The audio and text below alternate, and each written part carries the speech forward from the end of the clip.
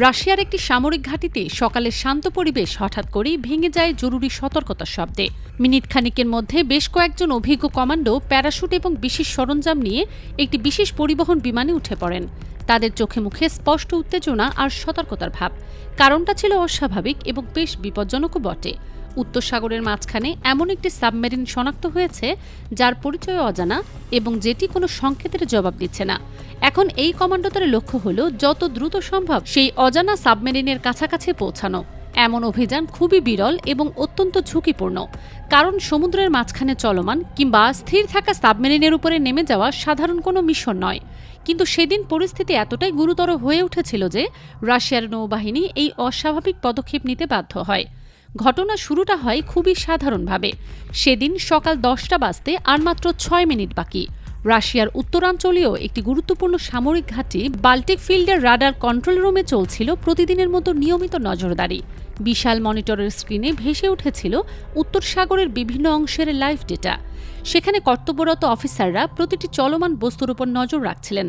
হঠাৎ করেই রাডার স্ক্রিনে একটি সিগন্যাল ধরা পড়ে। প্রথম দেখায় সেটিকে খুব বেশি গুরুত্বপূর্ণ মনে হয়নি। সিস্টেমে সেটি দেখাচ্ছিল সম্ভবত একটি মাছ ধরার ট্রলার। এই এলাকায় মাছ ধরার নৌকা আসা মোটামুটি সীমিত হলেও একেবারেই অস্বাভাবিক নয়। সাধারণত রাশিয়ার নিজস্ব কিছু ট্রলার এই অঞ্চলে মাছ ধরার অনুমতি পায়।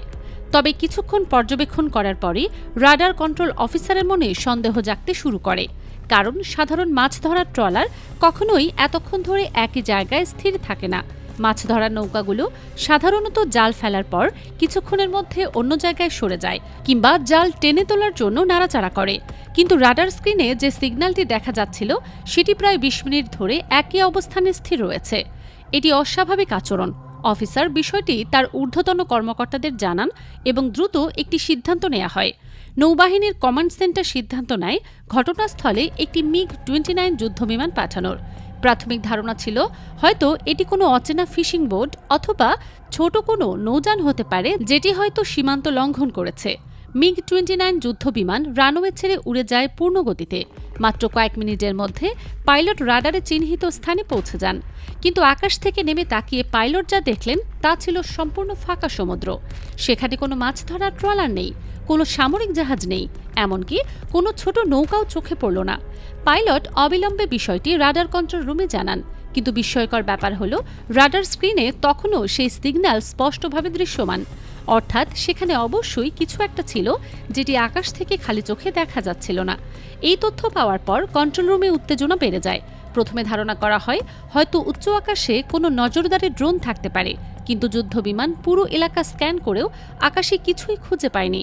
ফলে একটাই সম্ভাবনা থেকে যায় এবং সেটি হলো পানির নিচে কোনো কিছু লুকিয়ে আছে। এরপর নৌবাহিনীর কমান্ড সেন্টার থেকে তৎক্ষণাৎ একটি অত্যাধুনিক সোনার ইউনিট পাঠানোর নির্দেশ দেওয়া হয়। সোনার হলো এমন একটি প্রযুক্তি যা পানির নিচে শব্দ তরঙ্গ পাঠিয়ে সেখানে লুকিয়ে থাকা কোনো বস্তু শনাক্ত করতে পারে। আধুনিক সামরিক সোনার ইউনিট এতটাই উন্নত যে এটি অত্যন্ত নীরবে কাজ করতে পারে এবং বিস্তৃত এলাকা জুড়ে তথ্য সংগ্রহ করে সরাসরি কন্ট্রোল রুমে পাঠাতে পারে। সোনার ইউনিট ঘটনাস্থলে পৌঁছানোর কিছুক্ষণ পরে একটি বড় আকারের সিগন্যাল শনাক্ত করে। ডেটা বিশ্লেষণ করার পর খুব দ্রুত নিশ্চিত হওয়া যায় যে সমুদ্রের নিচে একটি সাবমেরিন রয়েছে। এই তথ্য পাওয়া মাত্র পুরো রাডার কন্ট্রোল রুমে জরুরি অবস্থা জারি হয়ে যায়। সবচেয়ে উদ্বেগজনক বিষয় ছিল সাবমেরিনটির সঙ্গে কোনোভাবে যোগাযোগ স্থাপন করা যাচ্ছিল না। সাধারণত আন্তর্জাতিক সামুদ্রিক নিয়মকানুন অনুযায়ী যে কোনো সাবমেরিন জরুরি সংকেতে সাড়া দেয় অথবা নিজের পরিচয় প্রকাশ করে, বিশেষ করে যখন অন্য দেশের নৌ সীমান্তের কাছাকাছি থাকে। কিন্তু এই রহস্যময় সাবমেরিন ছিল সম্পূর্ণ নীরব, কোনো সংকেতের জবাব দিচ্ছিল না এবং নিজের পরিচয়ও প্রকাশ করছিল না। এই পর্যায়ে এসেও রাশিয়ার নৌবাহিনী নিশ্চিতভাবে জানত না যে এটি আসলে কোন দেশের সাবমেরিন। বিষয়টি আরও নিশ্চিত হওয়ার জন্য রাশিয়া দ্বিতীয় আরেকটি সোনার ইউনিট পাঠায়। দ্বিতীয় সোনার ইউনিটও একই সিগন্যাল শনাক্ত করে এবং নিশ্চিত করে যে পানির নিচে সত্যি একটা অজানা সাবমেরিন অবস্থান করছে। এদিকে সাবমেরিনের ভেতরে থাকা ক্রুরাও সম্ভবত বুঝতে পেরেছিল যে তাদের অবস্থান ধরা পড়ে গেছে। একের পর এক সোনার ইউনিট তাদের চারপাশে ঘুরছিল এবং আকাশে যুদ্ধবিমানের উপস্থিতিও তারা টের পাচ্ছিল। রাশিয়ার হাতে অত্যাধুনিক সাবমেরিন থাকলেও সেগুলো প্রস্তুত করে ঘটনাস্থলে পৌঁছাতে কয়েক ঘন্টা সময় লাগত। কিন্তু পরিস্থিতি এতটাই দ্রুত পরিবর্তন হচ্ছিল যে সেই সময় ছিল না। তাই রাশিয়ার নৌবাহিনী একটি অত্যন্ত সাহসী এবং বিরল সিদ্ধান্ত নেয়। তারা তাদের বিশেষ প্রশিক্ষিত প্যারাকমান্ডো ইউনিট মোতায়েন করার নির্দেশ দেয়। উদ্দেশ্য ছিল আকাশপথে অত্যন্ত দ্রুত সাবমেরিনের কাছাকাছি পৌঁছে সেটি পর্যবেক্ষণ করা এবং প্রয়োজনে সরাসরি যোগাযোগের চেষ্টা করা। বাল্টিক ফিল্ড এয়ারবেস থেকে একটি বড় সামরিক পরিবহন বিমান জরুরি ভিত্তিতে প্রস্তুত করা হয়। বিমানের ভেতরে উঠে পড়েন অত্যন্ত দক্ষ এবং অভিজ্ঞ কমান্ডো সদস্যরা, যারা সমুদ্রে প্যারাশুট দিয়ে নামার বিশেষ প্রশিক্ষণপ্রাপ্ত। তাদের সঙ্গে ছিল বিশেষ রশি, দ্রুত অবতরণের সরঞ্জাম এবং জরুরি যোগাযোগের ডিভাইস। বিমানটি রানওয়ে ছেড়ে সরাসরি উত্তর সাগরের দিকে উড়ে যায়। বিমানের ভেতরে কমান্ডোরা চূড়ান্ত প্রস্তুতি নিচ্ছিলেন। প্রত্যেকে জানতেন এটি একটি অত্যন্ত ঝুঁকিপূর্ণ মিশন। সমুদ্রের মাঝখানে একটি চলমান সাবমেরিনের কাছে নেমে যাওয়া শুধু কঠিনই নয়, অত্যন্ত বিপজ্জনকও বটে। বিমানটি যখন ঘটনাস্থলের উপর দিয়ে উঠছিল, তখন পাইলট নিচে সমুদ্রের সাবমেরিনের সম্ভাব্য অবস্থান শনাক্ত করার চেষ্টা করেন। রাডার এবং সোনার থেকে পাওয়া তথ্যের ভিত্তিতে কমান্ডোরা নামার প্রস্তুতি নিতে শুরু করে। তারা বিশেষ প্যারাশুট এবং সামরিক সরঞ্জাম পরীক্ষা করে নেন। পুরো অপারেশনটি পরিকল্পনা করা হয়েছিল সেকেন্ডের হিসাবে। একটু ভুল হলে পুরো মিশন ব্যর্থ হতে পারত। বিমান থেকে জাম্পের সংকেত আসার মাত্র কয়েক সেকেন্ড আগে ঘটে যায় অপ্রত্যাশিত ঘটনা। সাবমেরিন হঠাৎ করেই দ্রুত পানি নিচে ডুব দিতে শুরু করে। সম্ভবত সাবমেরিনের ক্রুরা আকাশে সামরিক পরিবহন বিমান এবং কমান্ডোদের উপস্থিতি টের পেয়েছিল। কয়েক সেকেন্ডের মধ্যেই রহস্যময় সাবমেরিনটি সমুদ্রের গভীরে অদৃশ্য হয়ে যায়। কমান্ডোরা তখনও বিমানের ভিতরে ছিলেন এবং পুরোপুরি নামার প্রস্তুতি সম্পন্ন করতে পারেননি।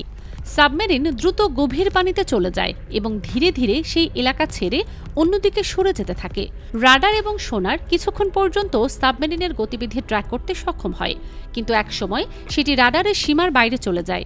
এই ঘটনার পরে রাশিয়ার বিভিন্ন সংবাদ মাধ্যম এবং আন্তর্জাতিক কিছু গণমাধ্যমে ব্যাপক আলোচনা শুরু হয়। বিশেষ ধরনের জল্পনা কল্পনা ছড়িয়ে পড়ে। কেউ বলেন এটি হয়তো ন্যাটোর কোনো সদস্য দেশের সাবমেরিন ছিল, আবার কেউ কেউ মনে করেন এটি হয়তো চীনের কোনো আধুনিক সাবমেরিন হতে পারে। তবে সবচেয়ে রহস্যজনক এবং উদ্বেগজনক বিষয় হল, রাশিয়া আনুষ্ঠানিকভাবে কখনোই প্রকাশ করেনি যে সাবমেরিনটি আসলে কোন দেশের ছিল। এমনকি এটি কী উদ্দেশ্যে রাশিয়ার সামুদ্রিক সীমান্তের এত কাছে এসেছিল সেটিও স্পষ্ট করা হয়নি। সামরিক বিশেষজ্ঞরা মনে করেন হয়তো এটি কোনো গোয়েন্দা তথ্য সংগ্রহ করার মেশিন ছিল, অথবা রাশিয়ার সামুদ্রিক প্রতিরক্ষা ব্যবস্থা পরীক্ষা করার চেষ্টা চলছিল। এই ঘটনার পরে রাশিয়া তাদের উত্তরাঞ্চলীয় সামুদ্রিক সীমান্তে নজরদারি উল্লেখযোগ্যভাবে বৃদ্ধি করেছে বলে বিভিন্ন প্রতিবেদনে জানা যায়। বিশেষভাবে সোনার ইউনিট সংখ্যা বাড়ানো হয়েছে এবং আকাশপথে নজরদারি আরও জোরদার করা হয়েছে। আজও এই ঘটনা নিয়ে অসংখ্য প্রশ্ন রয়ে গেছে, যার উত্তর হয়তো কখনোই সাধারণ মানুষ জানতে পারবে না। সেই রহস্যময় সাবমেরিনটি আসলে কোন দেশে ছিল? কেন সেটি রাশিয়ার এত কাছে এসেছিল? সেটি কি গোয়েন্দা তথ্য সংগ্রহ করছিল, নাকি অন্য কোনো গোপন মিশনে ছিল? এসব প্রশ্নের উত্তর এখনও অজানা রয়ে গেছে এবং সম্ভবত সামরিক গোপনীয়তার আড়ালে চিরকালই থেকে যাবে।